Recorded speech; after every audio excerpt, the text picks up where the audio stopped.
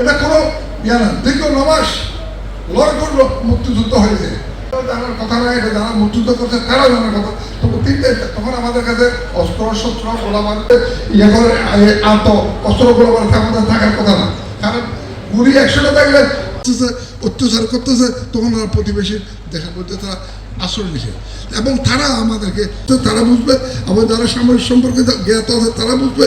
তো আনকনভেনশনাল মানে আমরা পাবলিক হয়ে গেছি, স্কার্ট নানা রকম সব, আমাদের একটা রাইফেল অস্ত্র আর আমাদের কাছে একটা প্রতিযোগিতামূলক হয়।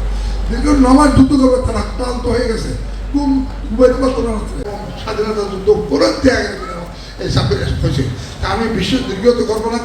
তো অতএব আমরা যারা আমাদের ছেলে সন্তানেরা আবার উত্তরাধিকার এই মুহূর্তে প্রয়োজন আছে বলে মনে করি না। আমি শুধু মনে করি যেহেতু আমরা স্বাধীনতার পরবর্তী প্রজন্ম, আমাদের বাবারা যুদ্ধ করেছেন, স্বাধীনতা এবং স্বাধীনতা দিবস নিয়ে অনেক গম্ভীর ইতিহাস। দীর্ঘ 9 মাস রক্তক্ষয়ী যুদ্ধ আর বিপুল ক্ষয়ক্ষতির মধ্য দিয়ে অর্জিত হয় চূড়ান্ত বিজয়।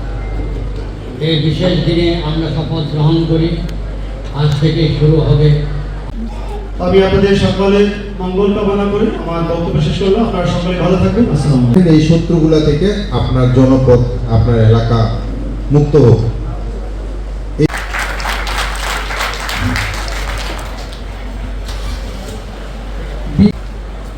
বীর মুক্তিযোদ্ধা শতাব্দী পর্যন্ত আসেন আপনি। বীর মুক্তিযোদ্ধা আব্দুল আজিজ, বীর মুক্তিযোদ্ধা শফিকুল ইসলাম, বীর মুক্তিযোদ্ধা মোহাম্মদ আলী আকবর ভুইয়া, ওই যে নিচে আছে, নিচে দিয়ে যান। বীর মুক্তিযোদ্ধা মৃত সুকুমার দাস এসেছেন, আপনারা চলে আসবেন। ছেলে মেয়ে